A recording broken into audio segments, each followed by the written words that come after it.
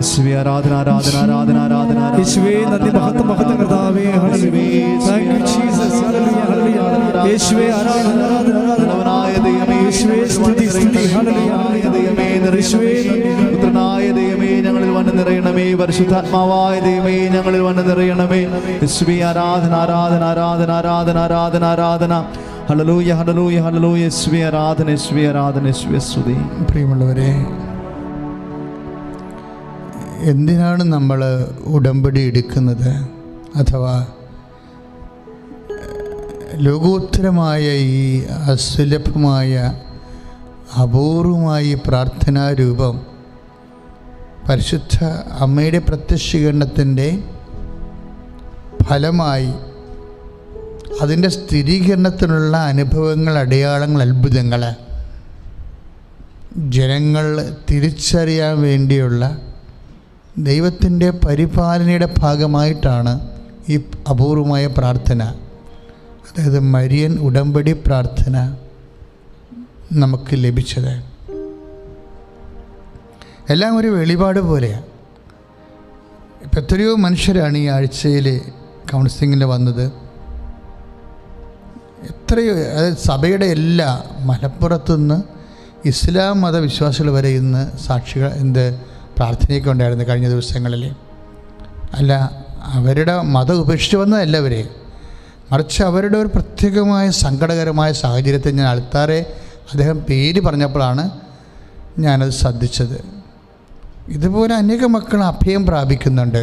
എന്താണ്, ഒരു മതവിശ്വാസത്തിനോ അല്ലെങ്കിൽ മറ്റു തരത്തിലുള്ള മതജീവിതത്തിനോ അങ്ങനെയല്ല ഉദ്ദേശിക്കുന്നത്.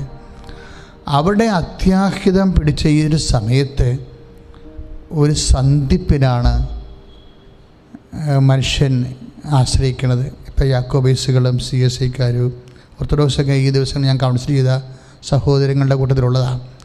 അപ്പം ഞാൻ ശരിക്കും 10-30 വർഷമായി കൗൺസിലിംഗ് തുടങ്ങിയിട്ട്.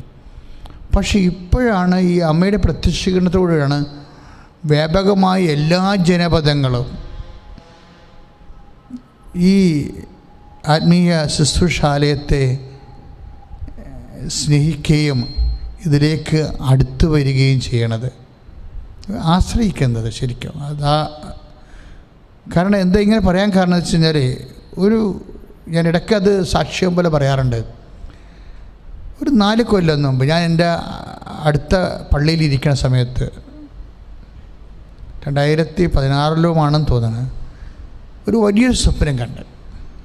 വലിയ സ്വപ്നം എന്ന് പറയുന്നത് ഇടയ്ക്കൊക്കെ ഞാനത് പറയുന്നുണ്ട്. ഇടയ്ക്ക് ഈ ജനങ്ങളുടെ വ്യത്യസ്തങ്ങളായ വിശ്വാസമുള്ള ആൾക്കാരുടെ അഭയം കാണുമ്പോഴേ ഒരു ഓലച്ചാപ്രയാണ്, ഭയങ്കരമായ ലളിതമായ, അല്ലാതെ ഭയങ്കരമായ ബസിലിക്ക പള്ളി പോലെയുള്ള ഒരു ഓലച്ചാപ്ര, ഒത്തിരി വീതിയും പൊക്കവും നീളവും ഉള്ള നമ്മുടെ പണ്ടത്തെ തിയേറ്ററില്ലേ, സിക്കാസ് തിയേറ്റർ പോലെ ലളിതമായ ഒരു നിർമ്മിതി. കുരിശ് പോലും അതിൻ്റെ മുഖവാരത്തില്ല. ഒരു സ്റ്റീലിൻ്റെ അക്ഷരം കൊണ്ട്, സ്റ്റീൽ കൊണ്ട് ഗോഡ് എന്ന് എഴുതിയിട്ടുണ്ട്. ഗോഡ്, ദൈവം. അന്ന് എനിക്ക് മനസ്സിലായതാണ്, അന്ന് ഉടമ്പടി ഒന്നും തന്നിട്ടില്ലായിരുന്നു, പക്ഷെ അന്ന് എനിക്കറിയാമായിരുന്നു എന്തോ something for all people, something going to happen. എല്ലാവർക്കും പറ്റുന്ന ഒരു അഭയമാകുന്ന എന്തോ ഒന്ന് ദൈവം ഇവിടെ ചെയ്യാൻ പോകുന്നുവെന്നും അതിൻ്റെ ഭാഗമായിട്ടാണ് ഞാൻ സ്വപ്നത്തിൽ പോലും ചിന്തിക്കാത്ത ഈ ഉടമ്പടി പ്രാർത്ഥന ദൈവം തന്നത്. ശരിക്കും പറഞ്ഞ ഉടമ്പടി പ്രാർത്ഥന തുടങ്ങിയ കാര്യങ്ങളിൽ ഭയങ്കരമായ സഭ എന്നോട് ചോദിക്കുമായിരുന്നു വാട്ടിച്ചിട്ടെന്ന്. അപ്പോൾ എന്നോട് ഞാൻ വിശദീകരണത്തിന് വേണ്ടി ബിഷപ്പ് ഹൗസിൽ നിൽക്കുമ്പോൾ എൻ്റെ മനസ്സിൽ അതിനു മുമ്പ് തന്നെ അമ്മ എന്താണ് ഉടമ്പടി എന്ന് വ്യക്തമാക്കിയായിരുന്നു. അപ്പം ഞാൻ പറഞ്ഞു, ഒരു കുടുംബ അന്തരാളത്തിൽ പെട്ട് കിടക്കുന്ന അവസ്ഥയിൽ അപമാനം അനുഭവിക്കാൻ പോകുന്ന കാനായിലെ കല്യാണ സമയത്ത് എന്ത് ചെയ്യും എന്ന് അവർ അന്താളിക്കുന്നതിന് മുമ്പ് തന്നെ അമ്മ ആ വിഷയത്തിൽ അവരറിയാതെ ഇടപെടുന്നു. അപ്പോൾ എനിക്ക് മനസ്സിലായി, നമ്മൾ അന്താളിക്കാൻ പോലും ദൈവം ആഗ്രഹിക്കണില്ല എന്ന്. അതാണൊരു ദൈവ മനസ്സ്. ആ കാനായിലെ കല്യാണ കുടുംബത്തിൽ വിഞ്ഞ് തീർന്നു പോകുന്നത് ആ വീട്ടുകാരൻ അറിയണില്ല. അയാൾ അറിഞ്ഞു വരുമ്പോൾ അയാൾ ചിലപ്പോൾ അറ്റാക്കായി പോകും. ചിലപ്പോൾ അയാൾക്ക് കാര്യം നമുക്ക് ചോറ് തീർന്നു പോകുന്ന പോലെയുള്ള ഒരു അപമാനകരമായ പ്രശ്നമാണ്. 100 പേര് ചോറ് കഴിക്കാതെ കല്യാണത്തിന് വന്നവർ നമ്മുടെ വീട്ടിൽ നിന്ന് പോയാൽ എന്തൊരു അപമാനമായിരിക്കും. അപ്പോൾ ആ ഒരു അന്താളിപ്പിൽ പെട്ടെന്ന് ഒരു മിന്നൽപ്പിടുത്തം ഉണ്ടായാൽ തീർച്ചയായിട്ടും ഈ മനുഷ്യൻ്റെ വായിൽ നിന്ന് പതചാടും. പിന്നെ അയാളെ കുഴഞ്ഞ് താഴെ വീഴും, ചിലപ്പോൾ ചത്തും പോവും. ഹൈ പ്രഷറൊക്കെ ഉള്ളവരും ഹാർട്ട് അറ്റാക്ക് ഉള്ളവരൊക്കെ അങ്ങനെയല്ലേ, പെട്ടെന്നൊരു മിന്നൽ കിട്ടിയാൽ മതി അവർക്ക്. അതുപോലെ പക്ഷെ അങ്ങനെ ഒന്ന് അന്താളിക്കാൻ പോലും നിൻ്റെ ദൈവം ആഗ്രഹിക്കാത്ത കൊണ്ടാണ് നിനക്ക് അമ്മയെ തക്ക സമയത്ത് തക്ക സ്ഥാനത്ത് ദൈവം തന്നത്. ശ്രുതികട ഹല്ലേലൂയ.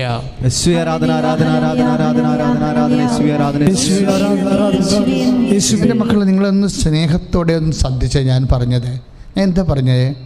അതായത് നമ്മൾ ഒന്ന് അന്താളിക്കാൻ പോലും നിൻ്റെ ദൈവം ആഗ്രഹിക്കുന്നില്ല.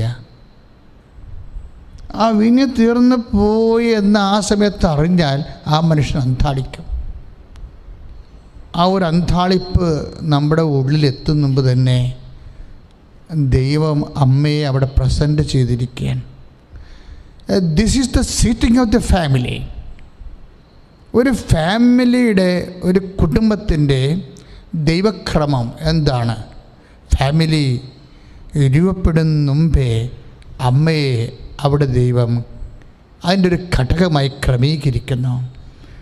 ഒരു മണവാളിനും മണവാട്ടിയും അവർ ജീവിതം കൊണ്ട് പ്രതിജ്ഞ ചെയ്ത് ഒന്നിച്ച് ജീവിക്കാൻ തീരുമാനിക്കുന്നതിന് മുമ്പ് കുടുംബത്തെ കുടുംബമാക്കുന്ന, കുടുംബത്തിൻ്റെ എല്ലാ ആകുലതകളും എല്ലാ ആശങ്കകളും സംഭവിക്കാൻ പോകുന്ന അന്താളിപ്പുകളെ നേരത്തെ മുൻകൂട്ടി അറിഞ്ഞുകൊണ്ട് അവരറിയാതെ അതിന് പരിഹാരം ചെയ്യാൻ അമ്മയെയാണ് ആദ്യം ആ കുടുംബത്തിലെ ദൈവം സ്ഥാപിക്കുന്നത്. ഇത് ദൈവത്തിൻ്റെ സ്ഥാപനമാണ്. ശ്രുതികട ഹല്ലേലൂയ. പരിശുദ്ധ പരമ ദിവ്യകാരുണ്യത്തിന് ദൈവത്തോട് ബന്ധപ്പെടുന്ന എല്ലാ കാര്യങ്ങളും ദൈവപൈതലെ നീ ദൈവസ്നേഹത്തോടെയാണ് അതിനെ സമീപിക്കേണ്ടത്. ഇതിൻ്റെ എല്ലാത്തിൻ്റെയും പിന്നിലുള്ള ഈ കുടുംബക്രമീകരണമില്ലേ, അമ്മ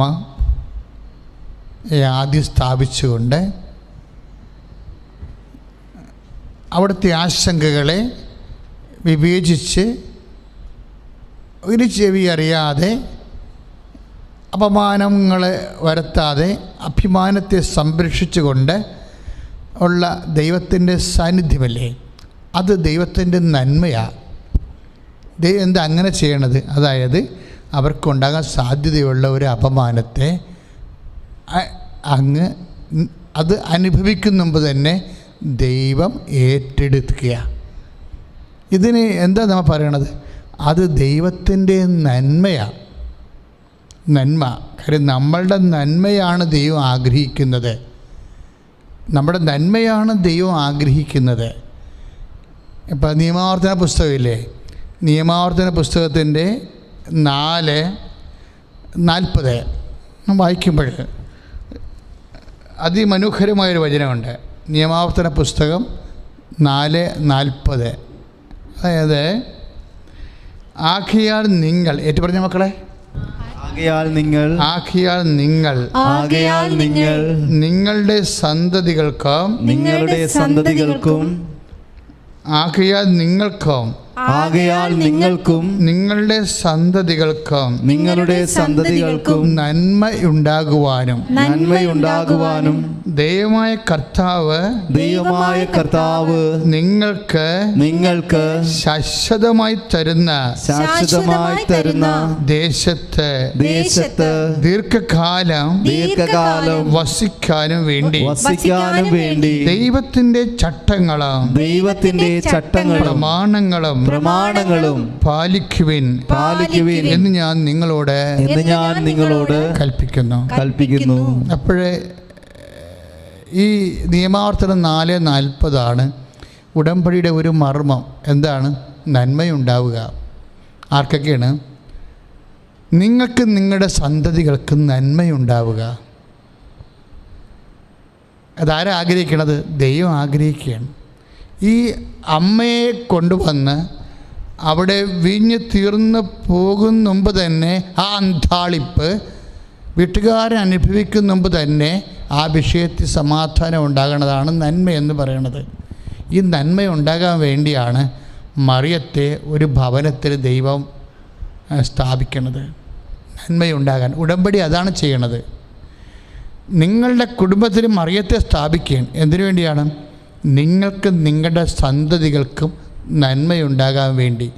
എന്താ അങ്ങനെ പറയാൻ കാര്യം എന്ന് വെച്ചാൽ, പഴയ നിയമത്തിലെ ദൈവം എന്താ പറയണത്? നിങ്ങൾക്കും നിങ്ങളുടെ സന്തതികൾക്കും നന്മയുണ്ടാകാൻ വേണ്ടി എന്ത് ചെയ്യണം? നിങ്ങൾ അവിടുത്തെ കൽപ്പനകളും ചട്ടങ്ങളും പാലിക്കുക എന്ന് പറഞ്ഞ് നിങ്ങൾക്കും നിങ്ങളുടെ സന്തതികൾക്കും നന്മയുണ്ടാകാൻ വേണ്ടി അവിടുത്തെ ചട്ടങ്ങളും നിയമങ്ങളും പാലിക്കുക.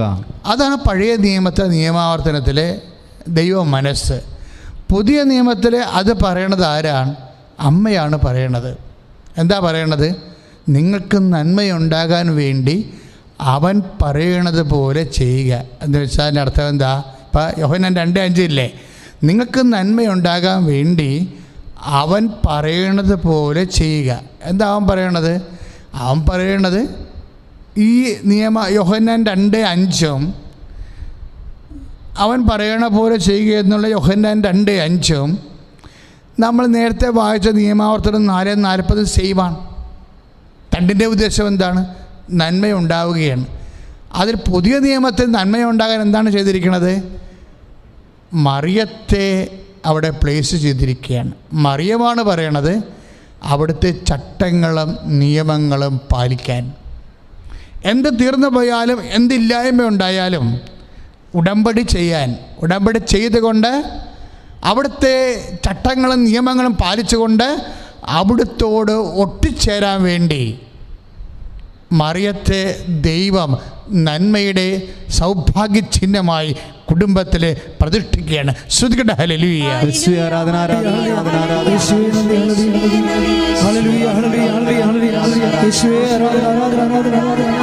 ഈ നന്മ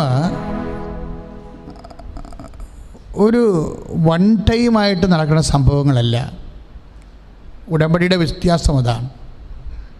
ഉടമ്പടി 2 കാര്യങ്ങളെ, അനുഗ്രഹത്തിൻ്റെ 2 തട്ടകങ്ങളെ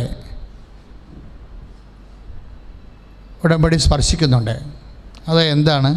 ഒരു ഇൻസിഡൻറ്റ് ഹാപ്പൻ ചെയ്യാൻ, ഒരു സംഭവം നടക്കാൻ. ഇപ്പോൾ എന്താ ഒരു സംഭവം? ഇപ്പോൾ ഇതൊരു ഇവൻ്റാണ്. ഉടമ്പടി ആരാധന നടക്കുകയാണ്. ഇതൊരു ഇവൻ്റാണ്. ഈ സംഭവം നടക്കാൻ 2 സ്പേസ് വേണം. എന്ത് വേണം? ഒരു ടൈം വേണം. ടൈമെന്ന് പറയണത് ഇപ്പോൾ ആഗസ്റ്റ് 17-ാം തീയതി 11:30 മണിക്ക് ഒരു ടൈമാണത്. അതാണ് ഉടമ്പടി ധ്യാനം നടക്കുന്ന സമയം. എൻ്റെ സ്പേസ് ഉണ്ട്, ഇതിനൊരു സ്പേസ് ഉണ്ട്. എല്ലാ ഇൻസിഡൻറ്റിനും ഈവൻസിനും 2 ഘടകങ്ങളുണ്ട്. എൻ്റെ സ്പേസ് എന്താണ്? കൃപാസനമാണ് ഇതിൻ്റെ സ്പേസ്. സ്ഥലവും സമയവും, date and time. Date as place and time ഒരു ഈവൻറ്റിൻ്റെ കാര്യമാണ് ഇത്. ഇനി നമ്മൾക്ക് ഈവൻറ്റിനെ വേണമെങ്കിൽ ഒരു പർട്ടിക്കുലർ ഈവൻറ്റിനെ മാത്രം ബ്ലെസ് ചെയ്തെടുക്കാം. വേണമെങ്കിൽ നമുക്ക് ദീർഘകാലത്തെ അങ്ങ് ബ്ലെസ് ചെയ്തെടുക്കാം. ഉടമ്പടിയും സാധാരണ പ്രാർത്ഥനയും തമ്മിലുള്ള വ്യത്യാസം അതാണ്. സാധാരണ പ്രാർത്ഥന നിങ്ങളൊരു സ്വർഗസ്ഥനായ പിതാവ് ചെല്ലുന്നു എവിടെ, അപ്പോൾ ആ ടൈം അങ്ങോട്ട് ആ നിങ്ങൾ ചെയ്യാൻ പോകുന്ന ഇൻ്റർവ്യൂ അതങ്ങ് ബ്ലെസ് ചെയ്തെടുക്കും. പക്ഷേ ഇൻ്റർവ്യൂ ബ്ലെസ് ചെയ്തതുകൊണ്ട് മാത്രം ആയില്ലല്ലോ. ഇൻ്റർവ്യൂ കഴിഞ്ഞ് അതിനുശേഷം സ്ക്രൂട്ടണിക്ക് ഷോർട്ട് ലിസ്റ്റ് ഇടണ്ടേ? ഈ ഷോർട്ട് ലിസ്റ്റ് ഇടുമ്പോൾ എന്തെല്ലാം പ്രശ്നങ്ങളാണ്. നിങ്ങളെക്കാൾ യോഗ്യരായ ആൾക്കാർ നിങ്ങളെക്കാൾ മുമ്പിൽ വരും. ഇനി ചില സമയത്ത് സാക്ഷ്യം പറയണ്ടേ, അച്ഛാ എനിക്ക് മെഡിക്കൽ സീറ്റ് കിട്ടിയില്ല. അപ്പം അച്ഛൻ പറഞ്ഞതനുസരിച്ച് ഞാൻ 4 മാസം വെയിറ്റ് ചെയ്തു. 4 മാസം വെയിറ്റ് ചെയ്തേ.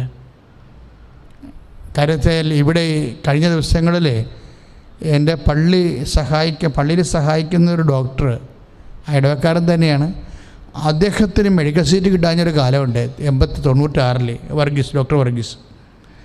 അപ്പോൾ അതിനെ കിട്ടാതിരുന്നപ്പോൾ അദ്ദേഹത്തിനോട് പറഞ്ഞു, അച്ഛാ എൻ്റെ കാശില്ല, എൻ്റെ ഫാദറിനും കാശില്ല. പക്ഷെ ഭയങ്കര കാശുകാർ വന്നാണ് സീറ്റെല്ലാം വാങ്ങിച്ചുകൊണ്ട് പോണത്.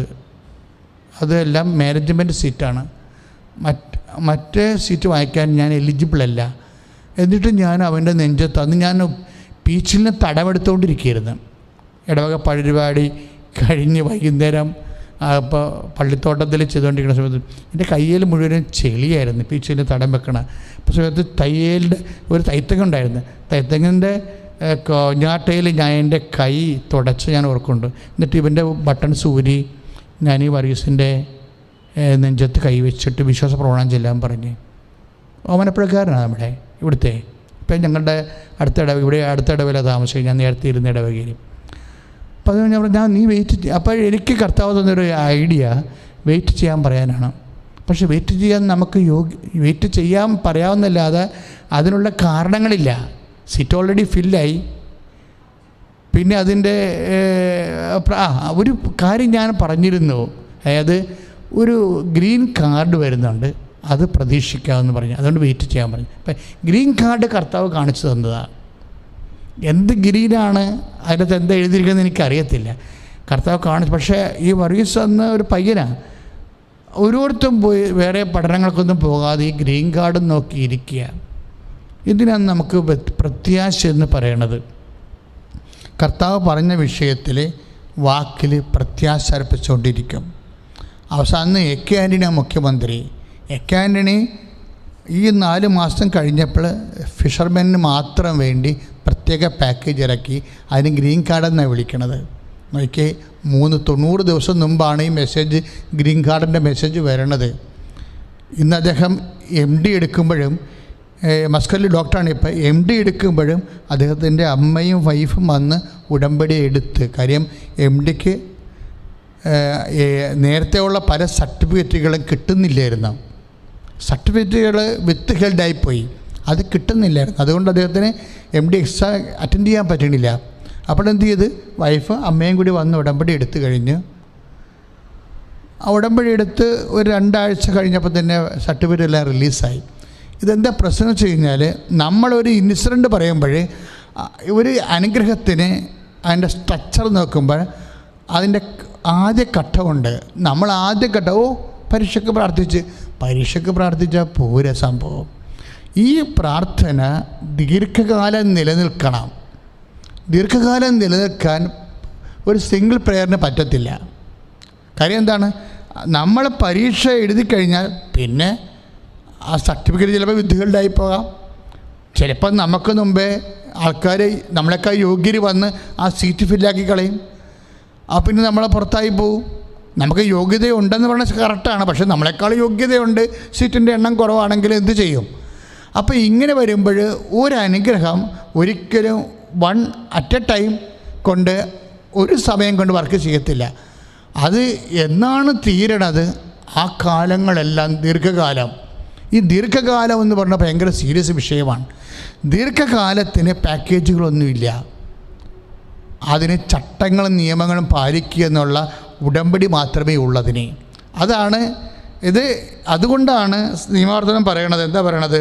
4:40 ആകയാൽ ഏറ്റ് പറഞ്ഞേ, നിങ്ങൾക്കും നിങ്ങളുടെ സന്തതികൾക്കും നന്മയുണ്ടാകാനും ദൈവമായ കർത്താവ് നിങ്ങൾക്ക് ശാശ്വതമായി തരുന്ന ദേശത്തെ ദീർഘകാലം വസിക്കാനു വേണ്ടി കർത്താവിന്റെ ചട്ടങ്ങളും പ്രമാണങ്ങളും പാലിക്കുവേൻ. കർത്താവിന്റെ ചട്ടങ്ങളും പ്രമാണങ്ങളും പാലിക്കാനും പറഞ്ഞതിൻ്റെ അർത്ഥം എന്താണ്? ഉടമ്പടി ചെയ്യുന്നതിൻ്റെ അർത്ഥം എന്തിനു വേണ്ടിയാണ്? നന്മയുണ്ടാകാൻ. പക്ഷെ നന്മയുടെ പ്രശ്നം എന്താണ്? ചെറിയൊരു ടൈമിന് നമുക്ക് നന്മ കിട്ടിയിട്ട് കാര്യമില്ല. കാര്യം പല വിഷയങ്ങളും എല്ലാം അങ്ങോട്ടും ഇങ്ങോട്ടും കോറിലേറ്റ് ചെയ്ത് കിടക്കുന്ന കാരണം കുറേ കാലത്തേക്ക് വേണം നമുക്ക് നന്മ വേണമെന്നുണ്ടെങ്കിൽ ഉടമ്പടിയല്ലാതെ വേറെ ഓപ്ഷനില്ല. കുറേ കാലത്തേക്ക്. ഇപ്പം എന്താണ് അത്? MD പരീക്ഷ എഴുതിയാൽ മാത്രം പോരാ. ഇനി അപ്ഗ്രഡേഷൻ വരണമെന്നുണ്ടെങ്കിൽ ആ കോളേജിൽ തന്നെ ആ വിഷയത്തിന് കോമ്പറ്റൻ്റ് ആയിട്ടുള്ള മറ്റ് ഡോക്ടേഴ്സ് ഏതെങ്കിലും അമേരിക്കയിൽ നിന്ന്, ഇപ്പോൾ അദ്ദേഹം മസ്കറ്റിലാണ്, അമേരിക്കയിൽ നിന്ന് ജർമ്മനിയിൽ നിന്ന് വേറെ ഡോക്ടേഴ്സ് വന്ന കോമ്പറ്റീഷനായിപ്പോയി. അപ്പോൾ പിന്നെ എന്ത് പറ്റും? പ്ലേസിനുള്ള അനുഗ്രഹം വേണം. എന്താണ് പ്ലേസ്? അത് നിസ്സാര കാര്യമല്ല. എവിടെയാണ് ആയിരിക്കുന്നു ആ സ്ഥലത്ത് തന്നെ ആകണമെന്നുണ്ടെങ്കിൽ പ്ലേസ് ഉണ്ട്, സ്ഥലമുണ്ട്. അതാ ഇവിടെ എഴുതിയിരിക്കുന്നത്, ശാശ്വതമായ, നിങ്ങൾക്ക് ശാശ്വതമായ ദേശത്ത്, ഒരു സ്ഥലത്ത് ദീർഘകാലം. ചില ആൾക്കാർക്ക് ജോലി കിട്ടും, പ്രൊജക്റ്റ് കഴിയുമ്പോൾ അവർ വീട്ടിൽ പോരും. 5 കൊല്ലമേ ഉള്ളൂ, ശാശ്വതമല്ല. പക്ഷേ ജോലി കിട്ടി, പക്ഷേ മിക്കവാറും അടുത്ത കൊല്ലം പിരിയേണ്ടി വരുമെന്ന് പറയും. ശാശ്വതമല്ല. അപ്പം ഈ ശാശ്വതമായ കാര്യങ്ങൾക്ക് നമുക്ക് ജീവിക്കണമെന്നുണ്ടെങ്കിൽ റിട്ടയർ ചെയ്യുകയാണ്, പക്ഷേ ഇളയ മകളെ കെട്ടിക്കാനുള്ള കാശ് ആയിട്ടില്ല. 2 പെൺകുഞ്ഞുങ്ങളെ കെട്ടിച്ച് വിട്ടു, അവിടെ കാര്യങ്ങളെല്ലാം എടുത്തെങ്കിലും ഇനിയിപ്പോൾ റിട്ടയർ ആകും. അപ്പോൾ കുഞ്ഞിൻ്റെ ഇടയ കൊച്ചിൻ്റെ കാര്യം ചെയ്യണമെങ്കിൽ എന്ത് ചെയ്യണമെന്ന് അറിയത്തില്ല, വേറെ ഒരു ജോലി കിട്ടിയാലേ പറ്റത്തുള്ളൂ. അപ്പോൾ ഇതൊക്കെ മനുഷ്യൻ്റെ ജീവിത പ്രശ്നങ്ങളാണ്. ഇതിന് ശാശ്വതമായ സ്ഥലങ്ങൾ വേണം നമുക്ക്. ശാശ്വതമായ സ്ഥലങ്ങൾ എന്ന് വെച്ച് കഴിഞ്ഞാൽ സ്ഥിരവും ശാശ്വതവുമായ സ്ഥലങ്ങൾ. അപ്പോൾ ദൈവം ബ്ലെസ് ചെയ്യണത് സ്ഥലത്തെയും ബ്ലെസ് ചെയ്യും, ടൈമിനെയും ബ്ലെസ് ചെയ്യും. ഈ ടൈമും സ്ഥലവും ബ്ലെസ് ചെയ്യുന്നതിനാണ് നമ്മൾ ദീർഘകാലം എന്ന് പറയണത്. ശാശ്വതമായ സ്ഥലവും ദീർഘമായ കാലവും. ഇതിനെന്താ ചെയ്യേണ്ടത്? അവിടുത്തെ ചട്ടങ്ങളും നിയമങ്ങളും പാലിക്കുക. അതാണ് നിയമാവർത്തനം 4:40. ഇത് അമ്മ വളരെ ചുരുക്കി പറയണത് കാര്യമാണ്. എന്താണ്? നിങ്ങൾക്ക് നന്മയുണ്ടാകാൻ എന്തു ചെയ്യണം? അവൻ പറയണത് പോലെ ചെയ്യാൻ. ആരെ? ഈശോ പറയണത് പോലെ ചെയ്യാൻ. അപ്പം അതിനകത്ത് ചട്ടങ്ങളുണ്ട്, നിയമങ്ങളുണ്ട്, എല്ലാം ഉണ്ട്. ഈശോ പറയണ പോലെ ചെയ്യാൻ.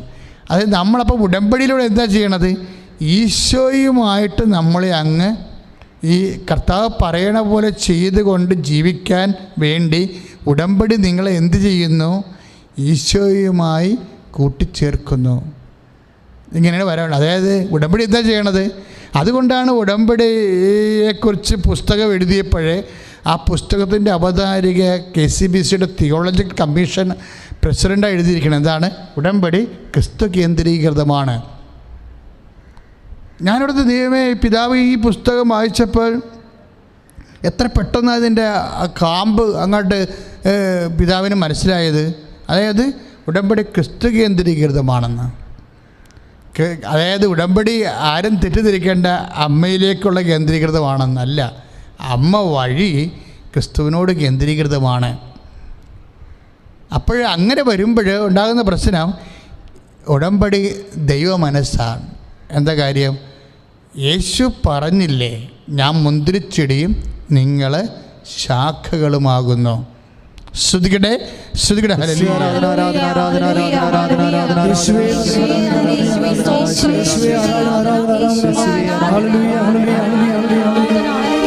പ്രിയമുള്ളവരെ, ഉടമ്പടി എന്താണ് ചെയ്യണത്? എങ്ങനെയാണ് ശാശ്വതമായ സ്ഥലത്തും ദീർഘകാലങ്ങളിലും നന്മയിൽ നിങ്ങൾ നിലനിർത്തുന്നത്? എങ്ങനെയാണ് ഉടമ്പടി എന്താണ് ചെയ്യണത്?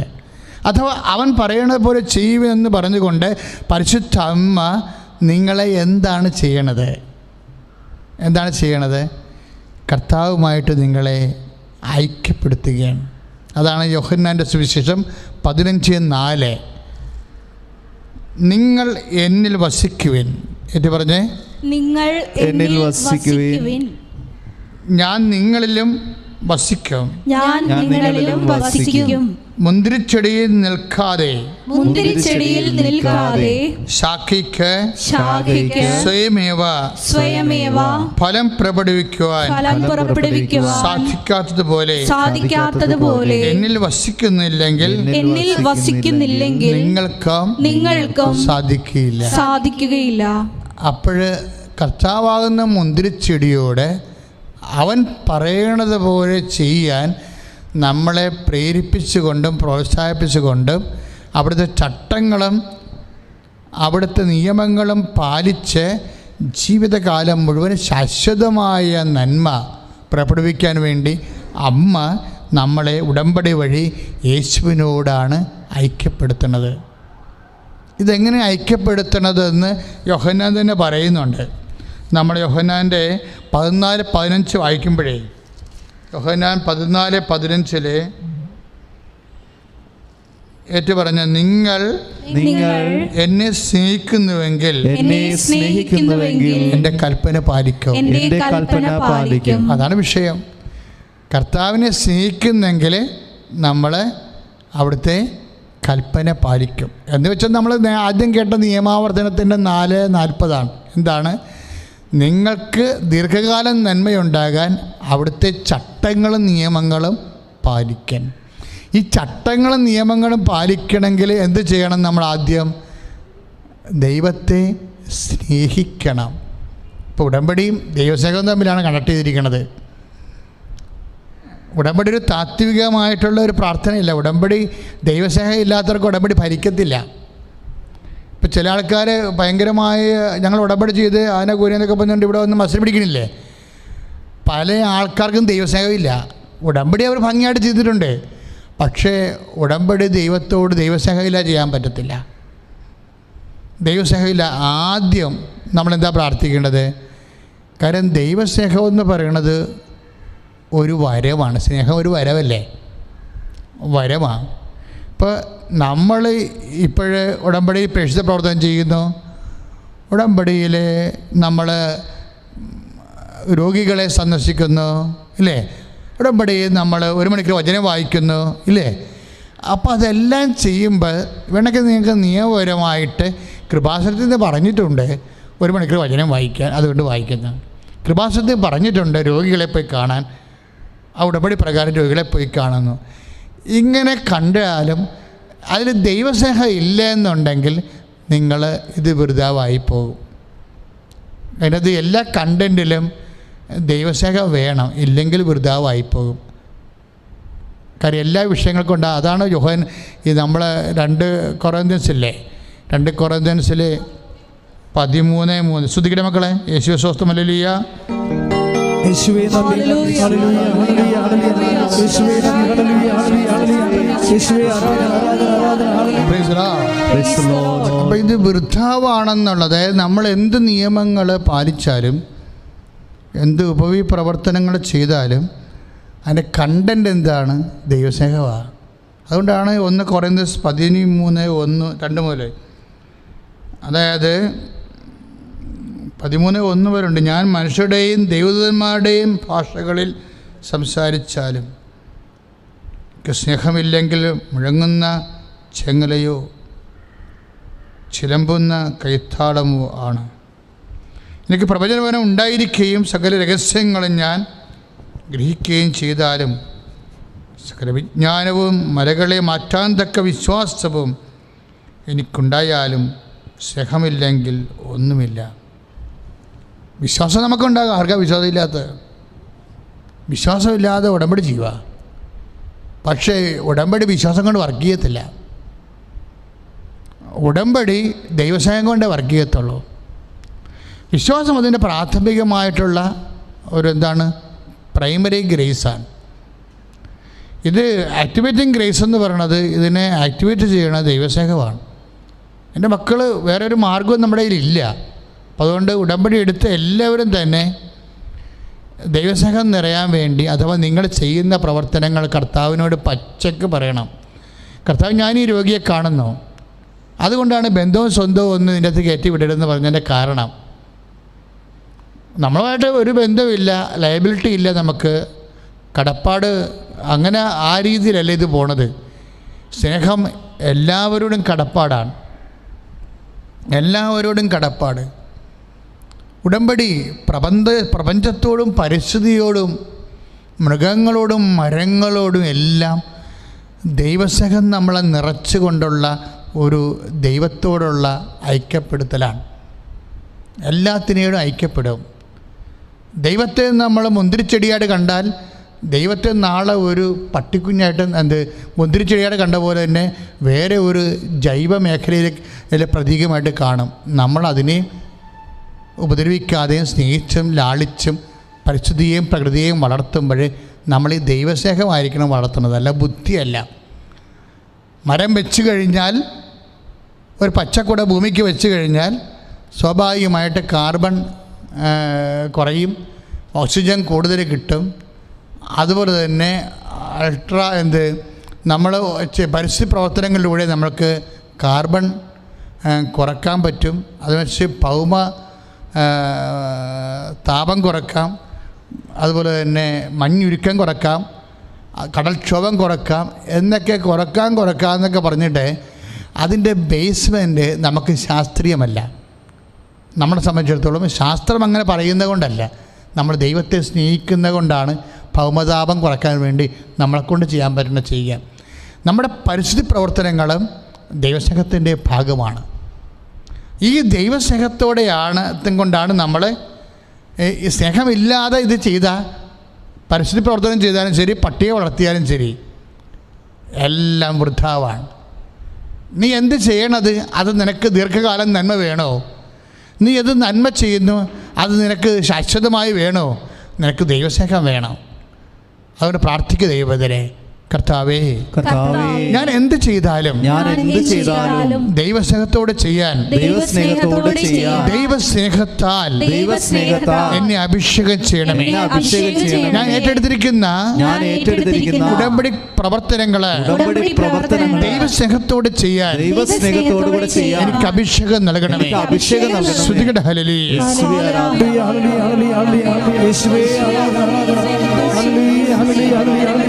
ഉടമ്പടി ദൈവത്തിൻ്റെ സ്നേഹത്തിലേക്കുള്ള ഒരു ക്ഷണമാണ്.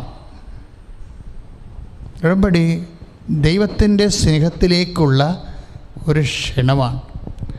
ഈ സ്നേഹത്താലാണ് നമ്മൾ പറഞ്ഞതുപോലെ യോഹന്നാൻ 15:4 അനുസരിച്ച് കൊണ്ട് നമ്മളാകുന്ന ശാഖയെ തായ്തടിയാകുന്ന മുന്തിരിച്ചെടിയോട് ഒട്ടിപ്പിക്കുന്നത് ഉടമ്പടിയാണ്. ഇനി ഉടമ്പടി ദൈവത്തിൻ്റെ അടുത്തേക്ക് നമ്മളെ ക്ഷണിക്കണം എന്ന് അച്ഛൻ പറഞ്ഞില്ലേ, ദൈവത്തിൻ്റെ സ്നേഹത്തിലേക്കുള്ള ക്ഷണമാണെന്ന്.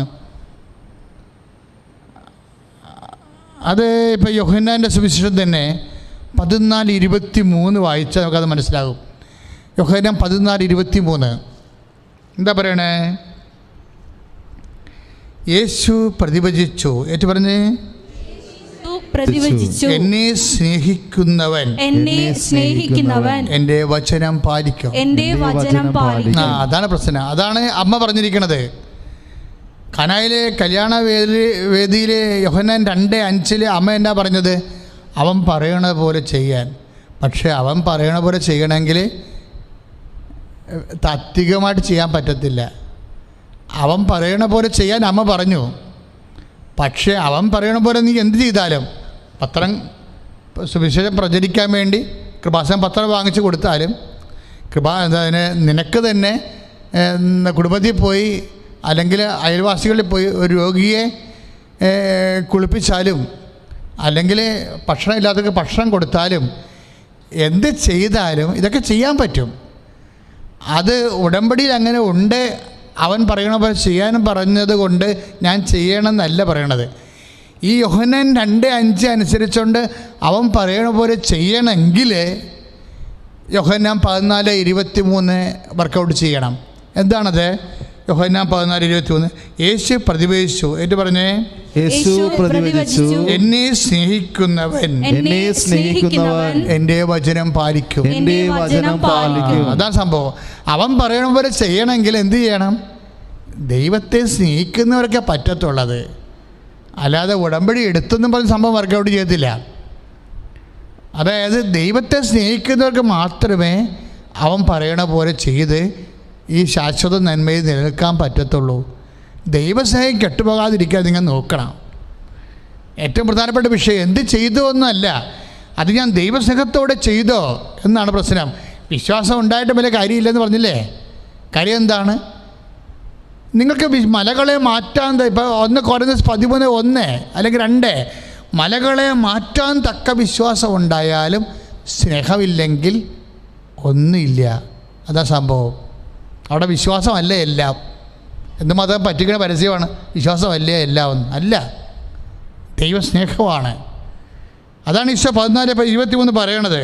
യേശു പ്രതിഭജിച്ചു, എന്നെ സ്നേഹിക്കുന്ന ഏറ്റു പറഞ്ഞേ, എന്നെ സ്നേഹിക്കുന്നവൻ എൻ്റെ വചനം പാലിക്കും. എന്റെ വചനം പാലിക്കും. അപ്പോൾ എൻ്റെ പിതാവ് അവനെ സ്നേഹിക്കുകയും. അതാണ് ഡൈനാമിസം. ഉടമ്പടി സംഭവിക്കണത് എന്താണ്? അവൻ പറയണ പോലെ ചെയ്യുമ്പോൾ എൻ്റെ പിതാവ് അവനെ സ്നേഹിക്കും. പിതാവായ ദൈവത്തിൻ്റെ സ്നേഹം നമുക്ക് ലഭിക്കുന്നതുകൊണ്ടാണ് ഈ സംഭവം വർക്കൗട്ട് ചെയ്ത് വരണത്. അതാണ്, അതായത് അവൻ പറയണ പോലെ ചെയ്യുമ്പോൾ യേശു പ്രതിവേദിച്ചു, എന്നെ സ്നേഹിക്കുന്നവൻ എൻ്റെ വചനം പാലിക്കും. അപ്പോൾ എന്ത് സംഭവിക്കും? സ്നേഹത്തോടെ വചനം പാലിച്ചാൽ എന്ത് സംഭവിക്കും? അപ്പോൾ എൻ്റെ പിതാവ് അവനെ സ്നേഹിക്കുകയും ഞങ്ങൾ അവൻ്റെ അടുത്ത് വന്ന് അവനിൽ വാസമുറപ്പിക്കുകയും ചെയ്യും. ഇതാണ് ഉടമ്പടി ഡൈനാമിസം. പിതാവാണത്. ലാസ്റ്റ് ഫേസിൽ വരണ പിതാവാണ്. നിങ്ങൾ ദൈവസ്നേഹത്തോടെയാണ് ഉടമ്പടി പാലിക്കണമെങ്കിൽ, അവൻ പറയണ പോലെ ചെയ്യണമെങ്കിൽ, എന്നെ സ്നേഹിക്കുന്നവൻ എൻ്റെ പിതാവ് സ്നേഹിക്കും. ഞങ്ങൾ വന്ന് അവനിൽ വാസം ഉറപ്പിക്കും. അപ്പോഴേ അതായത് സ്തുതിയുടെ മക്കളെ യേശുസ്വസ്തം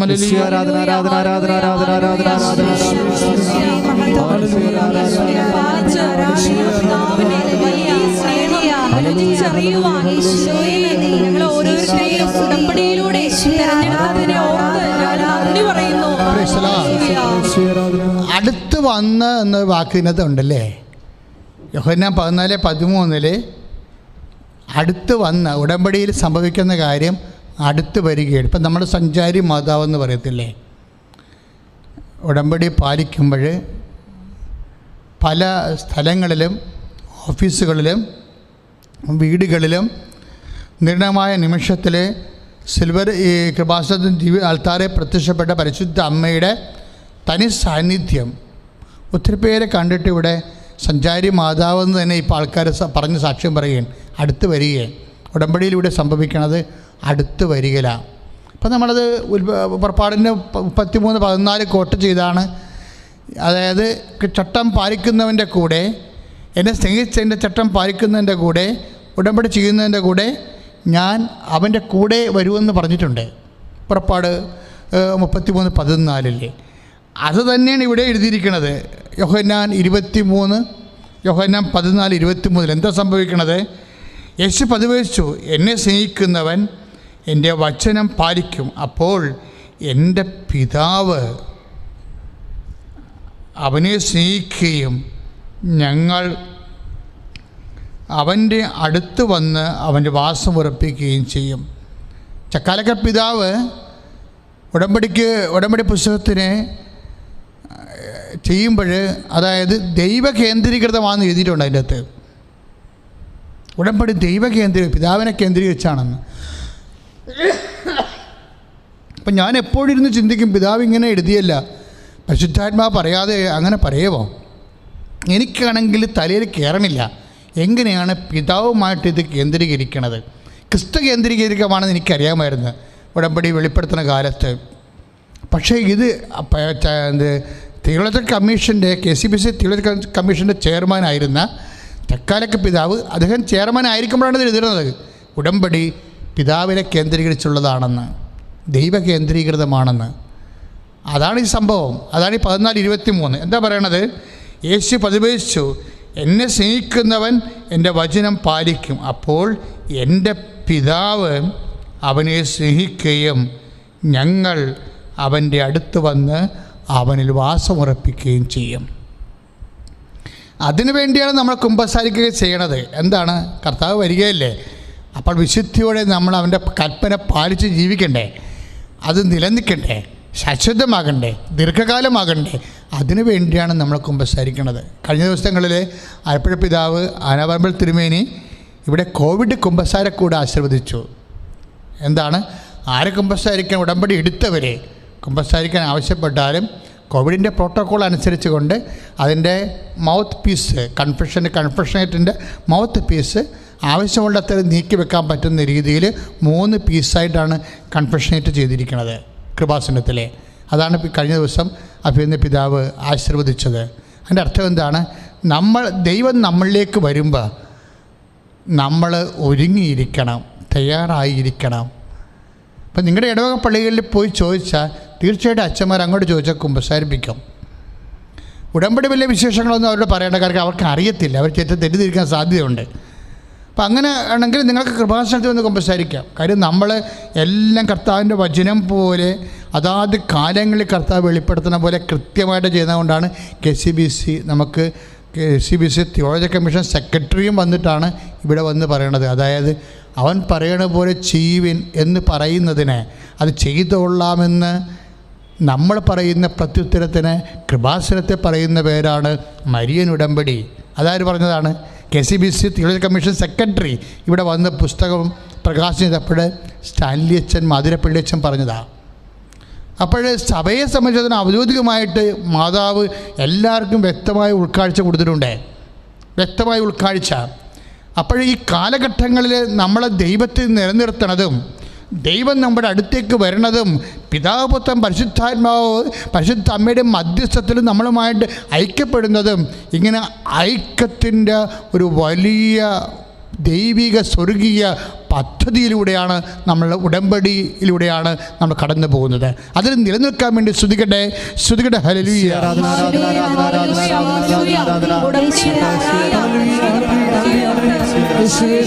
നമ്മൾ 14:23 യോഹന്നാന്റെ സുവിശേഷത്തിൽ കണ്ടില്ലേ? അതായത് എൻ്റെ കൽപ്പന എന്നെ സ്നേഹിക്കുന്നവൻ എൻ്റെ കൽപ്പന പാലിക്കും. 15 യോഹന്നാൻ 15:4. എൻ്റെ കൽപ്പന പാലിക്കുന്നവൻ്റെ അടുത്തേക്ക് ഞങ്ങൾ വരും. ഉടമ്പടി പാലിക്കുന്നവൻ്റെ അടുത്തേക്ക് ഞങ്ങൾ വരും. ഈ അടുത്തേക്ക് വരുമെന്നുള്ളത് എന്താണത്? അത് വരമാണ്. ഇപ്പം എല്ലാം ദാനവല്ലെന്ന് അവർ പാടിയില്ലേ? അതിനോട് കേട്ടിട്ട് അതിൻ്റെ കൂടെ ഞാൻ പറയണേ, അതായത് നമ്മളുടെ അടുത്തേക്ക് ഉടമ്പടി ദൈവത്തെ നിൻ്റെ അടുത്തേക്ക് കൊണ്ടുവരും. പക്ഷെ അടുത്തേക്ക് വരണം എന്താ? ഇപ്പം 14:23 അനുസരിച്ച് കൊണ്ട് എൻ്റെ കൽപ്പന പാലിക്കുന്നതിൻ്റെ അടുത്തേക്ക് ഞാൻ വരും. പക്ഷെ അടുത്തേക്ക് വരണം എന്തുകൊണ്ടാണ് നമ്മുടെ അടുത്തേക്ക് വരണത്? അതൊരു വരമാണ്. എന്ത് വരാം? ഇപ്പം നമ്മൾ യോഹന്നാൻ്റെ സുവിശേഷം തന്നെ 6:65 വായിക്കത്തില്ലേ? 6:65 എല്ലാം കിടക്കണത്. അതായത് അവൻ പറഞ്ഞു, അവൻ പറഞ്ഞു, ഇതുകൊണ്ടാണ് പിതാവിൽ നിന്ന് വരം ലഭിച്ചാലല്ലാതെ എൻ്റെ അടുക്കലേക്ക് വരാൻ ആർക്കും സാധിക്കില്ലെന്ന് ഞാൻ നിങ്ങളോട് പറഞ്ഞത്. അപ്പോഴേ ഇത് ബൈലാറ്ററൽ ആയിട്ടുള്ള ഉടമ്പടിയില്ലേ, ഉഭയകക്ഷിയല്ലേ. നമ്മൾ ദൈവത്തോട് അടുക്കുകയും ചെയ്യുന്നു, ദൈവം നമ്മളിലേക്ക് അടുക്കുകയും ചെയ്യുന്നു. പക്ഷേ യോഹന്നാൻ ഈ പ്രോസസ്സിനെ വിളിക്കണത് എന്താണ്? ഉടമ്പടി എന്നല്ല വിളിക്കുന്നത്, വരമെന്നാണ് വിളിക്കുന്നത്. ഉടമ്പടി ഒരു വരമാണ്. യോഹന്നാൻ ഈ പ്രോസസ്സിനെ എന്തെന്നാണ് വിളിക്കണത്? ഒരു വരമെന്നാണ് വിളിക്കണത്. നമ്മൾ ദൈവത്തിൻ്റെ അടുക്കിലേക്ക് വരുന്നതിനും ബൈലാറ്ററാണ് അല്ലേ, ഉഭയകക്ഷിയാണ്. നമ്മളും ദൈവവും തമ്മിലുള്ള ഉടമ്പടി പരിശുദ്ധ അമ്മ വഴി ചെയ്യണമെന്നേ ഉള്ളൂ. അപ്പോൾ ഇത് ബൈലാറ്ററാണ്. ദൈവത്തോട് നമ്മൾ ചെയ്യുന്നു, അതുപോലെ തന്നെ ദൈവം നമ്മളോടും ചെയ്യുകയാണ്. എന്താ കാര്യം? വാഗ്ദാനമുണ്ട്. എൻ്റെ ചട്ടങ്ങളെ പാലിച്ചാൽ ഞാൻ ശാശ്വതമായി ഈ ഭൂമിയിൽ നന്മയോട് ജീവിക്കാൻ, ദീർഘകാലം ജീവിക്കാൻ ഞാൻ നിന്നെ അനുവദിക്കുമെന്ന് നിയമാവർത്തനം 4:40 പറയുന്നത് ദൈവത്തിൻ്റെ വാഗ്ദാനമാണ്. ഈ വാഗ്ദാനം പ്രാപിക്കാനാണ് നമ്മൾ ഉടമ്പടി ചെയ്യണത്. അപ്പോൾ ദൈവമാണ് ഒരു കക്ഷി, നമ്മൾ വേറെ ഒരു കക്ഷി. ഇതിൻ്റെ മരിയൻ ഉടമ്പടിയുടെ വക്താവ് ആരാണ്? മേരിയാണ്, മറിയമാണ്. അവൻ പറയണ പോലെ ചെയ്യാൻ വേണ്ടി പറഞ്ഞു തരണതും മധ്യസ്ഥ അമ്മയാണ്, മാതൃക അമ്മയാണ്, വാഗ്ദാന പേടകം അമ്മയാണ്. അപ്പോൾ ഈ അമ്മയുടെ മധ്യസ്ഥതയിലാണ് മരിയൻ ഉടമ്പടി നടക്കുന്നത്. അപ്പോൾ നടക്കുമ്പോൾ ഒരു കക്ഷി നമ്മളും ഒരു കക്ഷി ദൈവവും. ദൈവം ഉടമ്പടി വഴി നമ്മളിലേക്ക് അടുക്കുന്നു, നമ്മൾ അവിടുത്തെ വാക്ക് പാലിച്ചുകൊണ്ട് നമ്മൾ ദൈവത്തോട് അടുക്കുന്നു. ഇതിന് ഉടമ്പടി എന്ന് പറയുന്നതിന് പകരം അതിനേക്കാൾ രൂക്ഷമായി യോഹന്നാൻ പറയണത് ഇറ്റ്സ് എ ഗ്രേസ്, ഇതൊരു വരമാണെന്ന്. കാര്യം അതാണ് യോഹന്നാൻ്റെ സുവിശേഷത്തിൽ 15:6-65 പറയണത്. എന്നാ പറയണത്? അവൻ പറഞ്ഞു, ഇതുകൊണ്ടാണ് പിതാവിൽ നിന്ന് വരം ലഭിച്ചാലല്ലാതെ എൻ്റെ അടുക്കിലേക്ക് വരാൻ ആർക്കും സാധിക്കുകയില്ല. അടുത്തിലേക്ക് വരുന്ന കാര്യം വരവുമായിട്ട് ബന്ധപ്പെട്ട കാര്യമാണ്. കാര്യം എന്താണ്? അടുത്ത് വന്നാൽ എന്ത് സംഭവിക്കും? അടുത്ത് വന്നാൽ സംഭവിക്കുന്ന 15:4 ഞാൻ മുന്തിരിച്ചെടിയും നിങ്ങൾ ശാഖകളുമാണ്. അപ്പോൾ മുന്തിരിച്ചെടി ശാഖകളുടെ ഡെസ്റ്റിനേഷൻ എന്താ? ഒരു ശാഖയുടെ ഭാവി എന്താണ്? അതിൻ്റെ ദൗത്യം എന്താണ്? അതിൻ്റെ ലക്ഷ്യം എന്താണ്? അതെന്തിനു വേണ്ടി സൃഷ്ടിക്കപ്പെട്ടിരിക്കുന്നു? താഴ്ത്തടിയോട് ചേർക്കപ്പെടാൻ വേണ്ടിയാണ്. ഒരു ശാഖയുടെ ഡെസ്റ്റിനേഷൻ ഓഫ് എ ബ്രാഞ്ച് എന്താണത്? അത് മുന്തിരിച്ചെടിയെ ശാഖയോട് ചേർക്കപ്പെടുകയാണ്. ചേർക്കപ്പെടുമ്പോൾ എന്ത് സംഭവിക്കും? അങ്ങനെ ചേർക്കപ്പെടുന്നതിനാണ് വരവെന്ന് പറയണത്. അങ്ങനെയുള്ളവർ വളരെയേറെ ഫലം പുറപ്പെടുവിക്കും. എന്ന് വെച്ചാൽ മുന്തിരിച്ചെടി ഐസയായിൽ കർത്താവ് വചനം കൊടുത്തപ്പോഴേ സുന്ദരമായൊരു വചനം കൊടുത്തായിരുന്നു. അതായത് ഒരു മുന്തിരി ഫലം കാണുമ്പോഴേ നിങ്ങളതിനെ നശിപ്പിക്കരുത്. എന്താ കാരണം? അതിലൊരു വരവുണ്ട്. അതിലൊരു വരവുണ്ടെന്ന് ഐസയ നമ്മൾ 65:5 അതായത് അതിലൊരു വരമുണ്ട്. എന്താണ്? ഓരോ ഫലവും ഓരോ വരമാണ്. ഉടമ്പടി ഒരു വരമാണ്. ഉടമ്പടിയുടെ ഫലങ്ങളും വരങ്ങളുടെ കൊലയാണ്. ശരിക്കും ഉടമ്പടി ഒരു വരമാണ്. ഉടമ്പടിയുടെ ഫലങ്ങൾ അതൊരു മുന്തിരിക്കൊല പോലെ തന്നെ താഴ്ത്തടിയിൽ നിന്നുണ്ടാകുന്ന ഒരു ഫലമാണ്. അതാണ് മുന്തിരി ഐസയ 6:65 പറയണത്. ഒരു മുന്തിരി ചെടിയിൽ ഒരു മുന്തിരിങ്ങ കാണുമ്പോൾ നശിപ്പിക്കരുത്, അത് നഷ്ടപ്പെടുത്തി കളയരുത്. കാര്യം എന്താണ്? അതിലൊരു വരമുണ്ട്. ദൈവത്തിൻ്റെ അടുത്ത് വരിക എന്നുള്ളത് തന്നെയാണ്. വരമില്ലാതെ വരാൻ പറ്റത്തില്ലെന്നാണ് യോഹന്നാൻ 6:65 പറയണത്. ആ ഫലത്തെയാണ് ഐസയ 65:5 ആ മുന്തിരിങ്ങ ഒരു വരമാണെന്ന് പറയണത്. ഉടമ്പടി ഒരു വരമാണ്. ആശീർവാദ പ്രാർത്ഥനയിലേക്ക് പ്രവേശിക്കുകയാണ്. രോഗസൗഖ്യ പ്രാർത്ഥനയിലേക്ക് പ്രവേശിക്കുകയാണ്. രോഗമുള്ളയിടത്തെല്ലാം കൈകൾ വെച്ചുകൊണ്ട് ഇപ്പോഴും വിശ്വാസ പ്രമാണം ചെല്ലുകയോ യേശുവെ സ്വസ്ത്രം, യേശുവെ നന്ദി, യേശുവെ ആരാധനയെന്ന് പ്രാർത്ഥിക്കുകയോ ചെയ്യേണ്ടതാണ്. ശ്രദ്ധിക്കുക, കൃപാസനത്തിലെ ഏറ്റവും വലിയൊരു സമയമാണിത്. ഉടമ്പടി ആരാധന ഓൺലൈനിൽ കൂടിയപ്പോൾ മാരകമായ രോഗം സൗഖ്യപ്പെട്ട സാക്ഷ്യം ഈ ആഴ്ച കിടക്കുന്നുണ്ട് യൂട്യൂബിൽ. ഈ സമയം അമ്മ മാതാവ് നമുക്ക് ജീവനോടെ മധ്യസ്ഥം വഹിച്ചുകൊണ്ട് നമുക്ക് വേണ്ടി പ്രാർത്ഥിക്കുന്ന സമയമാണ്. അതുകൊണ്ട് ദയവായിട്ട് രോഗമുള്ള ഏതെല്ലാം ഇടത്ത്, കിഡ്നി ട്രബിളുള്ളവർ പുറകിലും, ഉദര രോഗികൾ മുന്നിലും, മക്കളില്ലാത്ത അടിവയറ്റിലും, ശ്വാസകോശ രോഗികൾ നെഞ്ചിലും, പ്ലീഹ അസുഖമുള്ളവർ നെഞ്ചിൻ്റെ താഴെയും, തൈറോയ്ഡ് രോഗികൾ തൊണ്ടയിലും, മെനിഞ്ചിറ്റിസ് ഉള്ളവർ വന്നവർ നെറ്റിയിലും, ശിരസ് സംബന്ധമായ രോഗമുള്ളവർ ശിരസിലും, എവിടെയെല്ലാമാണ് നിങ്ങൾക്ക് വിഷമതകളുള്ളത് അവിടെയെല്ലാം കൈകൾ വെച്ചുകൊണ്ട് ശ്രുതികട ഹല്ലേലൂയ.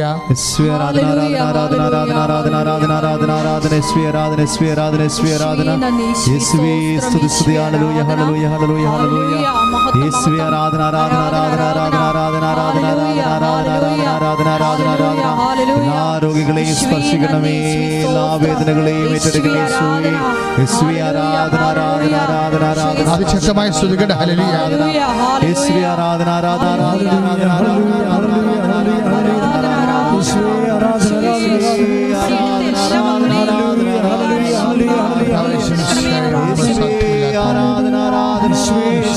സാധ്യമായവനെ ഈശോയെ, നിനക്ക് സ്വസ്ത്രവും നിനക്ക് സ്തുതിയും നിനക്ക് ബഹുമാനവും നിനക്ക് ആരാധന അർപ്പിക്കുന്നു. കർത്താവെ, അന്ധന് കാഴ്ച നൽകിയവനെ, കർത്താവെ ചെകിടനെ കേളി നൽകിയവനെ, കർത്താവെ ഊമന് സംഭാഷണം നൽകുവനെ, കർത്താവെ മഹോരോഗസ്യപ്പെടുത്തിയവനെ, കർത്താവെ തർവാരോഗസ്യപ്പെടുത്തിയവനെ, കർത്താവെ മരിച്ചവനെ ഉയർപ്പിച്ചവനെ, ഈശോ ഈശോ നിന്റെ വിശുദ്ധമായ തിരുമുറുവാർന്ന് വലതുകരം മക്കളുടെ ശിരസിൽ വെക്കണമെന്ന് പ്രാർത്ഥിക്കുന്നു. എവിടെയെല്ലാം കർത്താവെ അവർക്ക് രോഗങ്ങളുണ്ടോ അവിടെ എല്ലാം കർത്താവ് കിഡ്നി രോഗികളെ കർത്താവ് സ്പർശിക്കണമേ, കർത്താവെ മാരക രോഗികളെ സ്പർശിക്കണമേ, ഈശോയെ ക്യാൻസർ രോഗികളെ സ്പർശിക്കണമേ.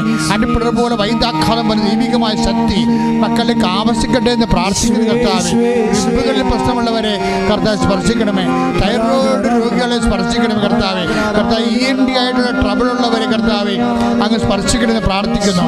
കർത്താവെ സ്പോണ്ടിലോസ് ഉള്ളവരെ അങ്ങ് സ്പർശിക്കണമേ കർത്താവെ, കർത്താവ് ഹൃദയ രോഗികളെ, കർത്താവ് വാൽവിന് കർത്താവ് കേടുള്ളവരെ, വാൽവിന് ബ്ലോക്ക് ഉള്ളവരെ സ്പർശിക്കണമേ, തലച്ചോറ് ബ്ലോക്കായിരുന്നു സ്പർശിക്കണമേ, കിടപ്പ് രോഗികളെ കർത്താവെ സ്പർശിക്കണമേ, എല്ലാ തരത്തിലും കർത്താവെ അനങ്കം പാടില്ലാതെ ICUവിലും കർത്താവ് വീട്ടിൽ കിടപ്പായിട്ട് കിടന്ന് കഴിയുന്നവരെ കർത്താവെ അങ്ങ് സ്പർശിക്കണം കർത്താവെ, വാത രോഗികളെ സ്പർശിക്കണം കർത്താവെ, പിസ്റ്റുല രോഗികളെ സ്പർശിക്കണം കർത്താവെ, PCOD രോഗികളെ സ്പർശിക്കണം കർത്താവെ, കർത്താവ് അറിയാതെ മൂത്രം പോകുന്നവർ, മലം പോകുന്നവർ കർത്താവെ, ശരീരം വേർക്കുന്നവർ, കൈവെള്ള വേർക്കുന്നവർ കർത്താവെ, കണ്ണിന് കാഴ്ചക്കുറവുള്ളവർ കർത്താവെ, മൂക്കൊലിപ്പുള്ളവർ കർത്താവ്, മൂക്കിന് ദശ വളരുന്ന കർത്താവെ, മൂക്കിന് കർത്താവ് പാലം കർത്താവ് ബ്ലോക്കാകുന്ന കർത്താവ്, വളഞ്ഞിരിക്കുന്ന കർത്താവെ, ജന്മന ട്രബിളുള്ളവർ കർത്താവെ, ഓട്ടിസം രോഗികൾ കർത്താവെ, യേശു അപസ്മാര രോഗികൾ കർത്താവെ, യേശുവേ യേശുവേ ജീവിക്കുന്ന ദൈവമേ നിന്റെ വിശുദ്ധ പൗരോഹിത്യത്തെ ഇപ്പോഴും മഹത്വപ്പെടുത്തണമേ. 35 വർഷം ഞാൻ അർപ്പിച്ച കുർബാനയുടെ യോഗ്യതയാൽ ജീവനോടെ പ്രത്യക്ഷപ്പെട്ട പരിശുദ്ധ അമ്മയുടെ മധ്യസ്ഥതയിലെ മാരക രോഗികള്, തീരവേദികള് യേശുവിന്റെ നാമത്തിൽ ഈ നിമിഷം സൗഖ്യമാകട്ടെ. വിസർപ്പ രോഗികള് സൗഖ്യമാകട്ടെ, സോറിയാസിസ് രോഗികള് സൗഖ്യമാകട്ടെ, ത്വക്ക് രോഗികള് യേശുവിന്റെ നാമത്തില്, കരൾ രോഗികള് യേശുവിന്റെ നാമത്തില്, ചെവി രോഗികള്, കണ്ണപ്പുട്ടങ്ങൾ വേദന ഉള്ളവര് യേശുവിന്റെ നാമത്തില്, നട്ടല് രോഗികള്, നടുവേദന കശേരകൾക്ക് വീക്കമുള്ളവര്, വേദന ഉള്ളവര്, അസ്ഥികളെ ദഹിക്കുന്നവര്, ദഹിക്കുന്നവര് യേശു നാമത്തില് സൗഖ്യമാകട്ടെ. യേശുവേ നന്ദി. Hallelujah hallelujah hallelujah.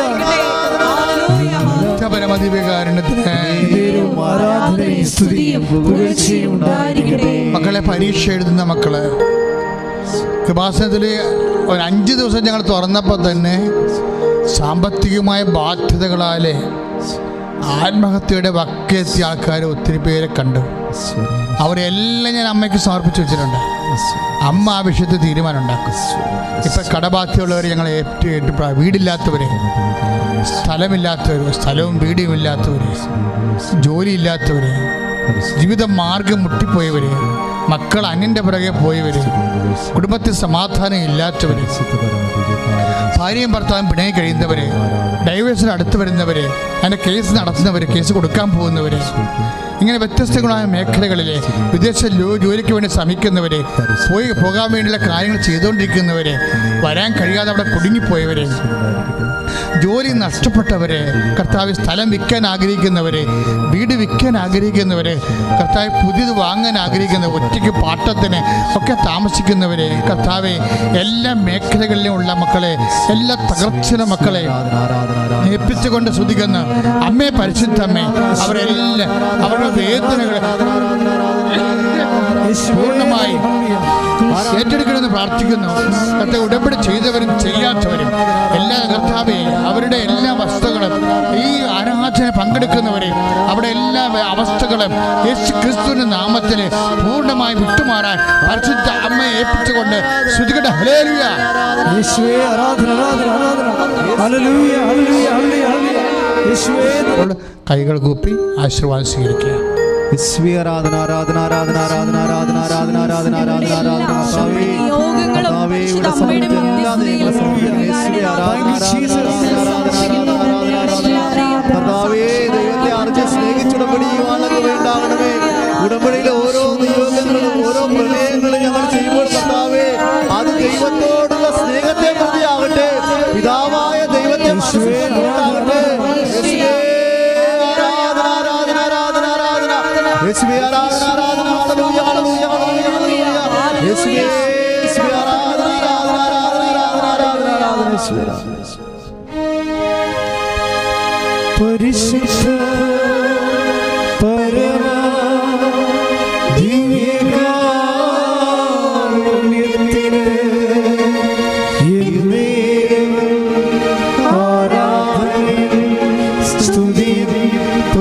ചെയ്തേ